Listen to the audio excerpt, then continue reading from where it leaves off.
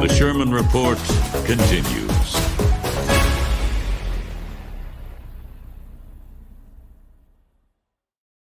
Well, indeed, the Sherman Report does continue from yesterday. What does he mean? It means I pushed the wrong button, but that's okay. We're here anyway. It's the Sherman Report, all right. And this is Friday the 13th. Scary. Friday the 13th. Or aren't you the least bit superstitious? You fear the number 13? That's called triskaidekaphobia. Triskaidekaphobia. If you're afraid of the number 13, I'm not.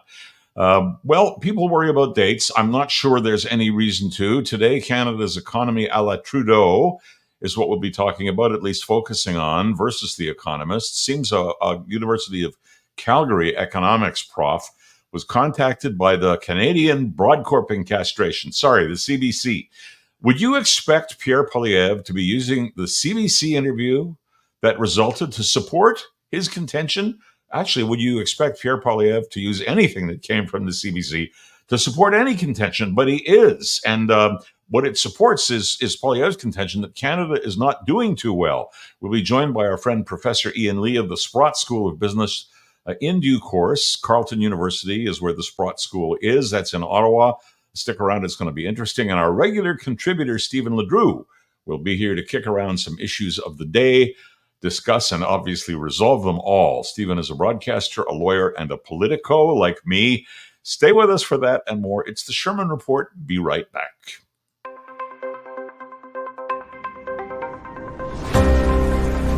You're with the Sherman Report. Daily news commentary available at Apple Podcasts, Spotify, with video posted on YouTube and Facebook. Here's Peter Sherman.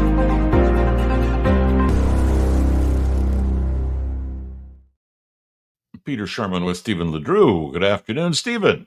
Delighted to be with you. I'm glad that we both got through so much of Friday the 13th. I'm not afraid of it. No, I don't think so. Anyway, we try hard to have a visit with this man about town, Stephen Ledrew, every week, whenever possible. And he joins us today to kick around some items that are making news, not the earth-shattering stories that we've all been focused on for the past week, but those that make our own heads turn because we happen to live in them. And the first one is, it kind of sounds silly, but maybe it's not to some people. And let's see what you think, Stephen. Pierre Poilievre has been using a new nickname for Jagmeet Singh lately. He calls him Sellout Singh. In keeping with the Canadian style, another Singh says this is insulting to Sikhs in Canada because they all have to be named Singh. Therefore, if you insult one, you insult them all. And my tongue isn't in my cheek, I understand. Minister Harjit Singh Sajjan called Poilievre's use of the moniker racist and absolutely offensive. And meanwhile, Balpreet Singh, legal counsel for the World Sikh Organization of Canada, doesn't believe Poilievre's use of the term is racist, but that because the phrase Sellout Singh can refer to anyone with that name, its use is being spread online in a hateful way. Yes or no? And I'm sure you do know, if you're a Sikh, you have to, it's Sikh, by the way, not Sikh, right. You have to have the name Singh somewhere in your moniker. Right. And I just think it's so what the criticism of Poilievre using that right now is just so what Canada's all about under Trudeau. Pure silliness, pure stupidity. And that it's racist. My goodness. Peter, if I said something, I don't know, I can't come out right now, but about your name and you and I were in politics and you've been in politics and someone made some snappy phrase about you involving Sherman, oh, they have. Peter's a sure man because it's spelled with a U. There we go. I mean, that's and not I usually just laugh. That's just politics.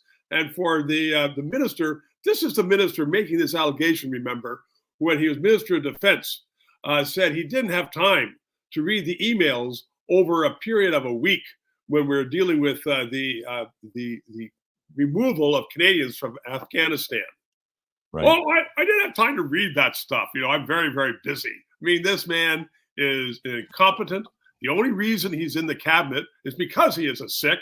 And to come up with that kind of stuff, it's just like some of the other people in cabinet who come up with the silliest phrases and the most stupid things to talk about current issues. I remember one female member of the cabinet said that if parents are allowed to be told of young children, 11 to 12 years of age, that they want to change their sex, then kids are going to be dying in Canada. Marcy Ian did that. I mean, half the ministers are there because they're idiots. Another shining light. Exactly. You're on television and you look nice. I don't know what it is you bring to Parliament, but I mean, I'm just saying. And it's with Harjit, he was the defense minister, and now he's not the defense minister. This should tell you something. Well, and I don't even know what minister he is because he's not doing anything. You never hear about anything he's doing. He's there because he's a Sikh, just like Marcy Ian is there because she is a black woman, and Trudeau needed women to have his cabinet equal. But they come up with the most silly things. So I think it just, overall, actually, Peter, I think it brings all politics into disrepute because people look and they say, I mean, are they all idiots like this? To which you and I should answer, no, they aren't all idiots like this, just the ones that are in Trudeau's government. It's kind of one of those get over yourself things, but there it is. It stands out there for the world to see. Question on the impending Air Canada strike. Do you think it should be settled by binding arbitration? Because this seems to be in play right now. Not that they're going to necessarily do that. I don't know. But the conversation is being had mostly by people who have bookings with Air Canada. But there's a bigger question. Should all transportation companies be regulated as essential services? And you know, personally, it's no, but I'll open the floor first of all to you, and then I'll have a comment. Well, it's an interesting proposition, and Britain. We've learned a lot from Britain about they have done that with the rails, and it seems that some governments do it, and then another government has to come along and undo it. The other problem, though, and I was never a labor lawyer, but I've dealt with a lot of labor lawyers and labor issues. And when it goes to binding arbitration, Peter, from your days in government, you know that it's easy for governments to send it off to binding arbitration, and it's always the taxpayers who get screwed on binding arbitration because right in the neck, because binding arbitration always winds up giving another 0.5% or 1% that the government would never have given, but they're pushed into it because it's binding arbitration. And I'll tell you what I think on this issue. And I've voted yes, you know, my hand held high in the Ontario legislature to send something to binding arbitration or to withdraw the right to strike at the time from the Toronto Transit Commission. So I'm not against binding arbitration or looking at transportation authorities as companies that maybe should have their right to strike curtailed or taken away. But in the case of Air Canada is a large airline, and this will throw a bit of a wrench into the works for people who are flying. But nobody can tell me that you can't get where you want to go in Canada on Porter, WestJet, Flair. There are a few airlines that you can use as workarounds or as primary airlines if you wish. And if you were booked to go to France, there's Air France. And if you were booked to go to Germany, there's Lufthansa. And if you were booked to go to Britain, it's British Airways. So I don't see any reason why it might be more difficult, but that's the nature of strikes. Absolutely. And let's let this government deal with a difficult issue, Peter, because I think that, first of all, you say the taxpayer, or I said the taxpayer is going to get in the neck, and you agreed with me. Also, the traveling public is going to get it in the neck. And then thirdly, the reason why we have labor negotiations is it's a give and take, as you well know. Air Canada is no longer poor. I mean, if they can afford to pay their CEO those gobs of millions of dollars, tens of millions of dollars, and their retiring CEOs, $100 million, which it does, then I would, if I was a pilot, I'd be damn pissed off, that, Just call that a shit ton of money, Stephen. Yeah. $100 million spread around 5,000, pilots would help out a little bit, wouldn't it? So absolutely. And that should be paying. I think Air Canada has to figure this out. That's all I'm saying. So I think we're in agreement here. And they have to figure it out, Peter, by having a strike. They either have to, pay up or they have a strike. And if you say there's a lot of airlines in Canada now, thank goodness.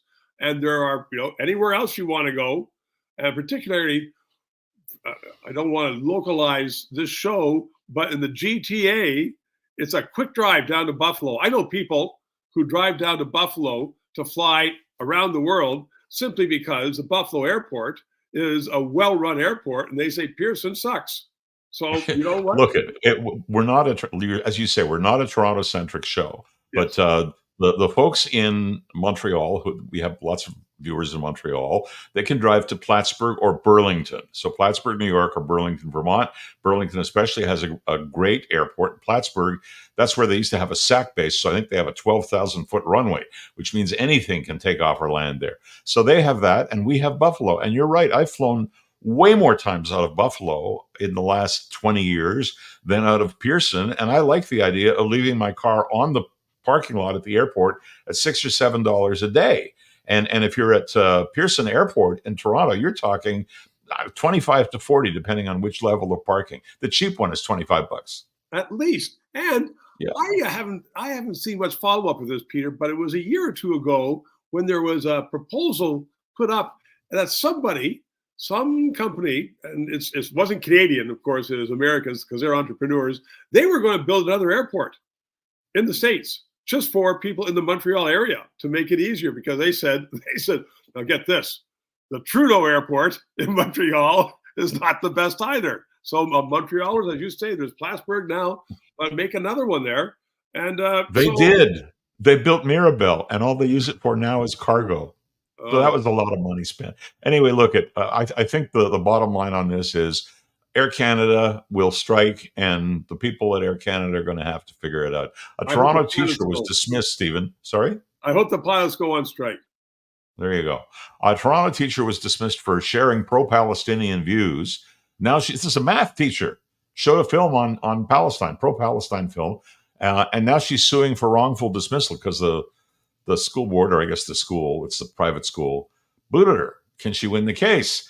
This was a private school indeed. She shared material about the Israel-Hamas conflict in her math class and openly on social media.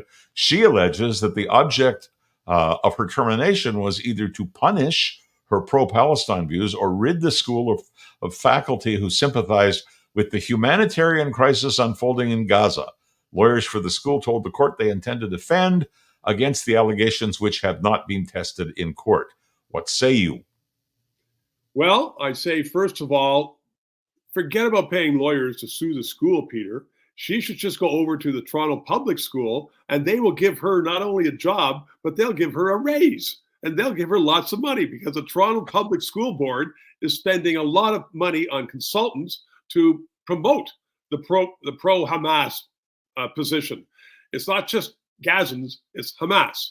And the Toronto School Board is, I think, so unrepresentative of not only the parents, and I know I hear that from parents in Toronto, but unrepresentative of the Canadian public and unrepresentative of morality. And all those highly paid bureaucrats should be booted. So back to the private school, I haven't seen the film and I don't know what it is. If it was a film which said, you know what, there is an issue there, and some Gazans have a very tough life, no question about that, and didn't say why. It didn't say why it's because they keep voting for Hamas. It didn't say why because their children are trained and educated from the age of 2 or 3 to hate Israel and hate Jews and kill them, which is what is in the jurisdiction of the schools of Gaza. Then if they didn't talk about that, then I don't know, let the movie play. But go to court and knock yourself out and see what you can do is what I say. As far as the issue itself, you take Kamala Harris or for that matter, Justin Trudeau or one of those people. They all say we're going to work towards a ceasefire, rescuing the hostages and a two-state solution. You're not going to rescue the hostages, and there is no two-state solution, not because Israel doesn't want it. Hamas doesn't want it. So Israel's going to have to keep going until it's a one-state solution, because there is no more Gaza. And at least not one with people in it. Peter, I always get tickled when I hear politicians, particularly Trudeau and his Liberal cabinet ministers, talk in Canada about what they're going to do to help solve the crisis in Gaza and Palestine. First of all, I would be very surprised if we had an airplane that could make it over there safely. Usually they're all so old. We can't do anything over there.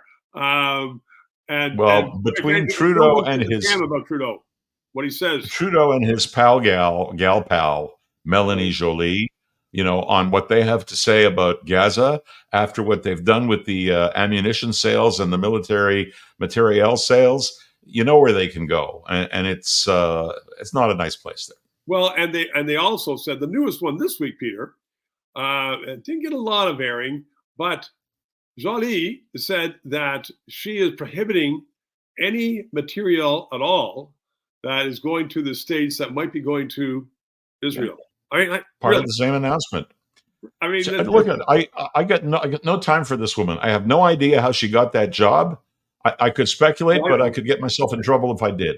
Yeah, well, no, I've heard how she got the job, and we just let our imaginations go wild. But the other thing is, though, is that I heard on the mainstream news this week, and I'm one of the few people that ever pays attention to mainstream news, I think, anymore, is that some political commentator was saying, oh, she could be a very likely next prime minister, leader of the Liberal Party. God help Canada. Okay, we're running short of time, but I want to get to this one quickly. TIFF is taking that film Russians at War off the roster. They already have. Ukrainians got angry because of Canadian funding in the first place. Interestingly, the Russian soldiers depicted in the film are negative themselves on the war, saying it's not what they signed up for and that they only fight now to save themselves, not because they hate Ukraine or because they're serving Mother Russia. So I'm wondering if TIFF isn't pulling a worthwhile film or just reacting to the noise. TIFF is doing what public agencies do in Canada, Peter. They don't have any guts. And TIFF is there for the glitz and the glamour and for the sponsors. And they don't want to offend anybody. Let's just be Canadian about this, Peter. You know that. Let's be Canadian. And if somebody raises their hand and says, I'm hurt by this, I'm offended by this, then we will take action and we will take that offense away. You know what? That's the name of the game in Canada. We have no guts. Well, you and I do. What we do. Last quick question. Let's make this a quick one, and let's make it an upbeat one. Should you tip at a fast food restaurant? If you're taking out, if it's fast food, McDonald's, for instance, or one of those ones, and you're taking out, no. Unless, the person is, I've done this at a drive-through coffee, when the person is 16 years old and they're smiling and that it's one of their first jobs and they're just trying to do well.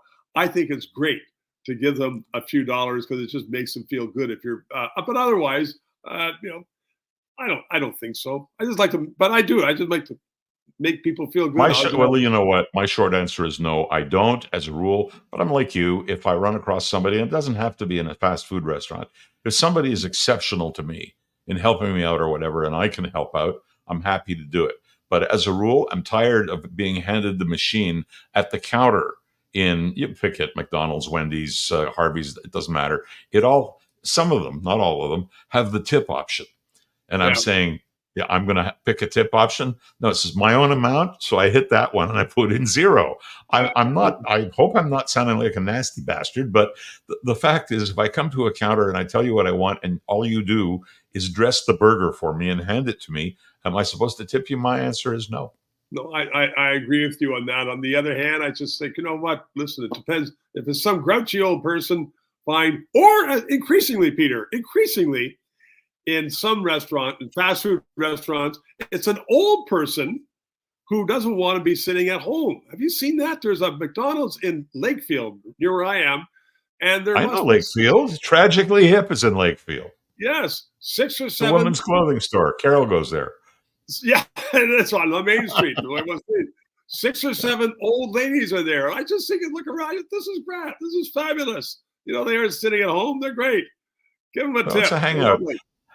Anyway, you're talking about nasty old grumpy men. And here we are. Stephen, have a wonderful weekend, and I'll catch up with you next week. I look forward to that, Peter. Have a good weekend as well. Bye-bye. Thank you. Stephen LeDrew with us here on the Sherman Report.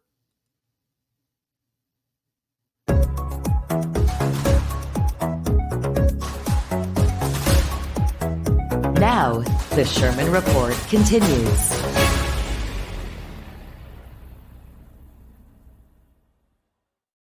The make or break for Justin Trudeau when Parliament reconvenes next week has got to be our economy. Canada's economy is tanking, and those are my words. In his quest to underscore that, Pierre Poilievre discovered the statistics where he might least have gone looking. The CBC. The CBC, can you imagine? They asked an economics professor at the University of Calgary to comment on the fact that the 2023 American per capita GDP was about 65,000 US dollars. Canada, over the same period, shows a per capita GDP of around $45,000. That's US also, so it's apples to apples. The interviewer wanted to know if America did something really well or Canada did something really poorly. The answer is that our economy was right in the same zone 10 years ago. He says the US has grown about 19% in that same period, that we were dropping when compared to G7 nations, that our position versus OECD industrialized countries is also poor to the point we may well fall below the OECD average. Major reversal. We held a 10% advantage from 1990 to 2015. Think about those dates and think about what happened after 2015. We are lagging on a range of comparisons well beyond the US, and we're talking about productivity and we're talking about manufacturing here. We invited our friend Professor Ian Lee to join us, and here he is. Ian, welcome to the program. Yeah, you're an economics expert with the Sprott School of Business at Carleton University in Ottawa, and we've seen you before many times. Trudeau may have protected abortion rights and introduced the legal right to die and made cannabis legal, lots of things that he did. But what has he done for or to the economy? Thank you. I'm very deeply aware of these numbers because I use them every term in my class when we review the macro economy of Canada, because my students are studying companies, analyzing companies in Canada and the United States. And so we look exclusively at American macroeconomic data and Canadian. The data is very transparent. This isn't secret data. This isn't hidden data.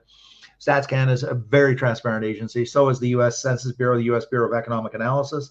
And for that matter, so is the OECD. The OECD, of course, is the think tank for the 37 high-income countries, meaning Canada, U.S., South Korea, Japan, and European countries. Okay, and they do superb work. And this has shown a catastrophic decline in the last 8 or 9 years, in relative, principally to the U.S., but also relative to the other OECD countries.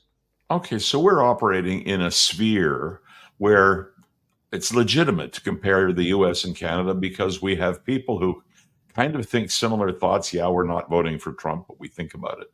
And we do the same kinds of jobs in the same kinds of environments. So obviously the figures cited are correct. The CBC wasn't fudging it. You agreed totally with it. But what it says is, and these are my words, we've dropped like a stone.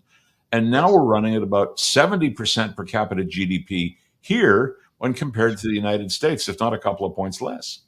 That's right. That's right. What I'm going to argue or put forward to you is the following. I'm going to go very big picture, like what's going on. I don't want to suggest that everything was just super, super hunky-dory in Canada until Mr. Trudeau came along in 2015. We've always functioned at a gap, at a discount, if you want to use that word. I'm talking income per capita.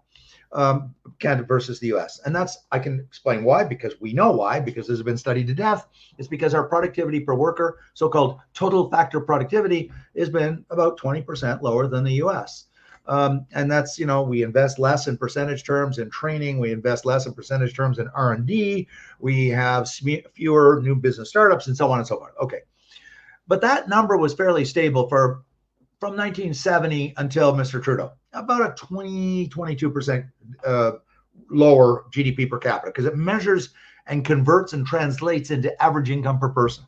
So we were, running along at sort of 20% less than the States. Okay, no problem. What's happened with Mr. Trudeau, his administration, I mean, is that, and this is now my interpretation, but I don't think it's all far-fetched, is he took those trends, which have been protectionist. We have been much more protectionist than the United States. Theirs is the most brutally competitive open economy in the world, save and except for national security. Anytime national security is involved, you can lose your right to go to the States quite quickly. But on everything else, it is, I'm sorry, No problem. That happens all the time on live TV. Yeah, sorry about that. So on everything else, it's on those measures. Sorry, I just lost my train of thought. I'll get it back. What we always were more protection. So we've had LCBOs, brewers retail at the provincial level, interprovincial trade barriers. We had tons of protections. Okay, and won't allow foreign telecom into Canada. Won't allow foreign farmers, the supply chain management. We won't allow foreign banks into Canada in any meaningful way. Foreign airlines. There's lots of areas where we still protect the economy. And what we've done is we've reduced protectionism. We've reduced, competition. And one of the most important drivers of productivity growth is competition. So because it spurs the competitors to invest in R&D and new product and innovation and so forth. What Mr. Trudeau did, in my opinion, with his policies writ large over the last 9 years. I'm not saying every last policy, but when you step back, say, well, what did he do? What was he doing? And what he was doing was exacerbating or enhancing or expanding those protectionist tendencies. So we have the no pipeline bill, no oil and gas bill. We introduced what he proudly said was the most stringent mining bill in the world. What did this do? Send a message to mining companies, don't come to Canada and invest here. No, no, no. And so when you step back and look at the various measures, policies, bills, the capital gains tax, creating a gap between Canada and states, so now it's more expensive in Canada. What did that message say to wealthy people with the money to invest?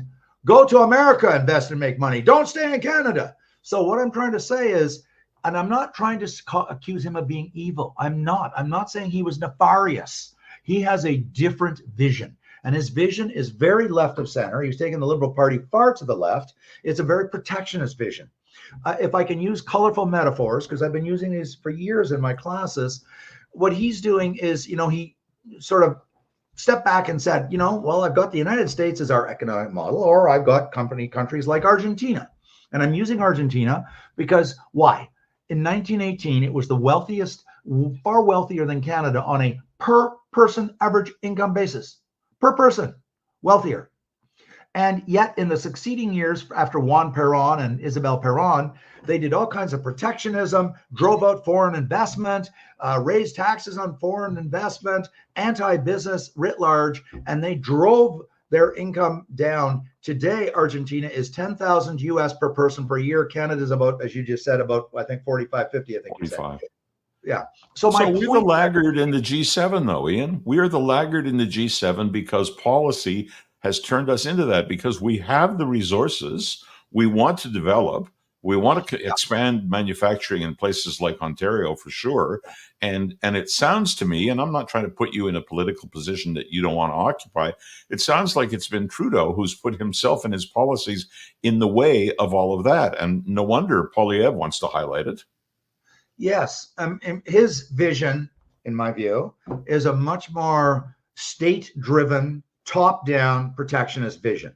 And I argue, and I think there's many others that do, that for the last 50 years, we've seen massive evidence, the collapse of the Soviet Union. And no, I'm not accusing him of being a closet communist, right, but I'm trying to compare and contrast two different visions of the world for economics, for economic policy.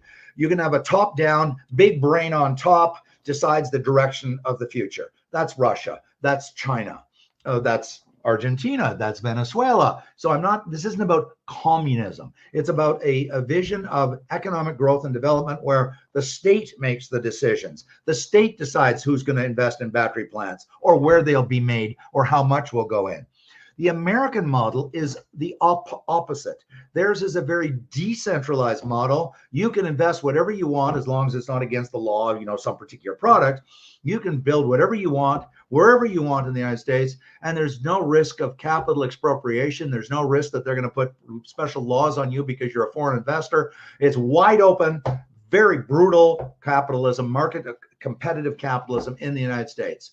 So he adopted that model. It's not that dissimilar from his father's beliefs. And because they believe that that's a more socially just and fair model, and they believe it's going to lead to, I've actually talked to progressives who still will tell you it'll lead to better economic growth. And yet, when you look at the data, you look at the trend data over time, I don't mean a 1 week flash in the pan. You look over 5, 10, 15, 20 years, and the United States gets wealthier and wealthier and wealthier. And those top-down models, and I would include the European Union, Peter. Let me throw out a quick metric that just should blow everybody's minds. In 2000, the EU aggregate GDP was roughly the same size as the United States. Fast forward 3 years later, The Economist did a cover story on this. And the US is now 25 trillion and the EU is 15 trillion. What in God's name happened to $50 to $10 trillion? It just vanished because the EU, it wants the state to make the decision. So it's very much heavier on regulation. In fact, there's some new columns out in The Economist on this where they are trying to regulate everything like artificial intelligence and so forth. And what are they doing? They're discouraging capital investment to go elsewhere. Well, let me stop you there. I got to ask a question about this. If that's the case, forget about the European Union. They seem to be suffering from the same thing that we do. I know Canadians, and you know Canadians, but you know economics. And I'm not professing to know much more than Economics 101. It seems to me that there's a preventive wall in there that says you can't go over there and be more productive than you are, and you can't develop what's over there because we don't want you to develop it. I think that would be a source of great angst to most Canadians. It is to me. Yeah, it's look, we're really, these are different opposing macroeconomic and societal visions. Okay. And I like using the terms because it captures it, top down versus bottom up. The American system is a bottom up system. The government does not tell companies to invest in battery plants. They just don't. It's unthinkable. The government doesn't make these decisions to you, Mr. Company, you go over there and build this car and you go over there and build. The Americans would never do that. They're hands off. You build whatever car you want, wherever you want it, and however you want it. Whereas we have developed, I mean, Bombardier is a superb case example. 20 years ago, when we started to say, we're going to manage with state industrial policy that Bombardier is going to become a world-class competitor against Boeing and Airbus. I was critical from the first day. I said, the market forces should decide this, not governments in the industry Canada, whether in Quebec or in the federal government. And I remember the number of debates I had with people, including people, senior public servants in the government of Canada. Canada's small. We've got to correct the mistakes of the market. I said, they're not mistakes. I said, we are not we are not Airbus. We are not the European Union. We are not the USA, and we're not Boeing. We cannot compete. Well, we spent billions and billions of dollars on that false dream that we were going to transform this small company from a very small country of only 40 million people, the population of Poland, into a world-class competitor of Airbus and Boeing. We were completely wrong, just as we're now wrong on the battery plants. We are not. Well, I think we're wrong on the battery plant because I don't believe in the future of EVs. I think they're going to be overtaken by hydrogen cars, and that's a conversation for another day. But the bottom line here is I've seen this movie before. Why is it that progressives always seem ill-equipped to make the economy work? People want them when they want cannabis out in the streets, but the people themselves in polls will say, no, we don't want to vote for progressive parties because we want a job. I'm in the world headquarters. That's my joke. Okay, it's a bit of a joke, but I'm in the world headquarters of progressive thinking. Okay, it's called the universities. I guess you are. Yeah, American and Canadian universities, probably European too, but okay. I'm in the Canadian headquarters of progressive thought, and believe me, Peter, when I say this, and I don't say this with malice to my colleagues, and I'm not talking to my colleagues in the business school. I think it's much more so in the social sciences and humanities. But there is a deep, enduring belief amongst many professors, not all professors, but amongst many professors, of the superiority of the judgments of governments over private corporations. That governments make better. I actually had a debate with it. I will never name his name and embarrass him. No. He's an assistant deputy minister. And he said, Ian, we make better decisions at Industry Canada. I said, what are you talking about? How can you say that? He says, he said it with deadpan face. He says, we have better data. I said, listen, you are not in the game every day, the marketplace every day. Neither am I, by the way. I'm a professor too. I'm not trying to say I've got special. I'm saying this is straight out of Joseph Schumpeter, the great, great economist of innovation, creative gales of creative destruction. companies in the market every day, in every imaginable market. I don't care what it is, the market for chocolate milk or the market for cell phones or laptops or cars. They're in there every day competing, and they're dealing with suppliers, and they're dealing with marketing people, and they're dealing with customers. So they see the market evolving literally by the split second or by the day or by the week. In government is static. They have a very static view. Markets are very, very dynamic. They're always moving, changing every minute of every day. Governments don't work like that. They can't work like that. They don't think like that. We produce a plan once a year, and it's good for the next 10 years. And they believe that. It's really Reagan's 9 words, Ian. I'm from the government, and I'm here to help. But it just ain't so. The private sector can always outshine government, always. Peter, let me throw one more thing in, because I like to be sort of humorous from time to time. I like to tell people I'm a Maoist conservative. And they say, wow, what's that? I said, Mao in the Cultural Revolution had an idea that most people said around the world was crazy, and they dismissed it. I feel warm and cuddly. He said, academics and public servants, they lose touch. They become in a bubble. He didn't use the word bubble, but that's what he meant. He says, you must go back out into the field for a year on a sabbatical, basically, and work out in the field with your hands. I'm kind of warm and cuddly about that. I don't mean let's send them to the field. I would make an argument that everybody must take their sabbatical. If you're in sociology department studying penal policy, you got to take a sabbatical for 1 year in a prison with real dangerous criminals. If you're an economist, you got to go and work in the Bank of Canada. Or you got to work in a private bank, even better, excuse me. And so what I'm saying is, I think the problem in the broader public sector, and I'm including universities, and I'm including government, is that they're isolated. They're in this static bubble. It's static. It's not changing. And they aren't in the market in real time where everything's changing fast. And they don't see all these changes, because how can you if you're not down there in the trenches, getting your fingernails dirty every minute of every day? How in God's name do you even know or comprehend about what I'm talking about? The answer is you haven't got a clue. And some people listening to this may say, well, smarty pantsy and Lee, how come you have this insight? I'll tell you why. Because I worked for 9 bloody years in a bank, lending millions and millions of dollars to real human beings, to real small businesses, to real mid-sized businesses, to real nonprofit organizations. And it was in my formative years in my 20s. I worked there for my entire 20s.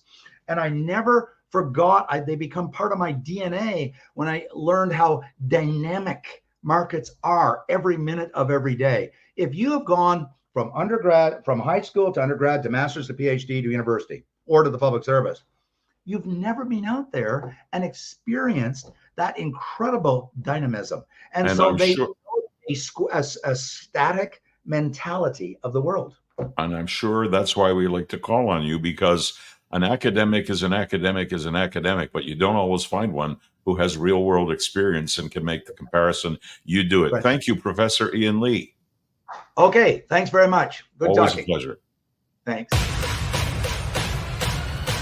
You're with the Sherman Report. Daily news commentary available at Apple Podcasts, Spotify, with video posted on YouTube and Facebook. Here's Peter Sherman.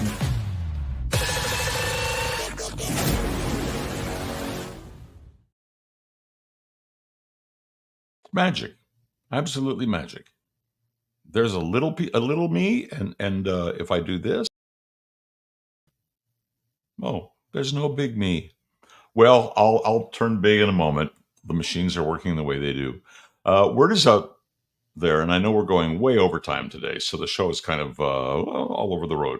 Word is out there saying the United States will authorize the use of long-range weapons capable of striking deep into Russia, and the authorization will apparently come over this weekend. What will Russia do? What will it do? I watched a whole interview in Russian with Vladimir Putin, and the translation was in the subtitles. So I thought, well, should I play this on the show? And the answer was no, too hard to read. And a lot of you watch these on small devices. So you wouldn't have to. I made notes rather than bore you, and I'll keep this short, and then we'll say goodbye for the weekend. Putin says strikes are already taking place using drones, but long-range precision weapons are a different story. If those kinds of weapons are used, Kyiv can't make them, so they'd have to be Western. He said that. Same thing with satellite targeting. Ukraine has no satellites. So they'd have to be satellites that are operated by the Western countries of Europe or by America. Plus, only NATO service people can do the targeting.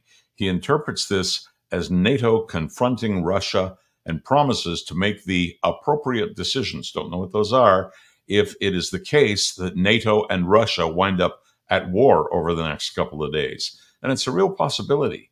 So what are these appropriate decisions he's going to make? And I'm afraid to go there. This is an ominous turn in the Russian-Ukraine war. If this occurs, and one that could literally set the world on fire, I've got to say, I'm not overstating it. Sometimes the news isn't that great. All right. On that pleasant note, I will see you Monday, I hope. That's today's show. Have a good weekend.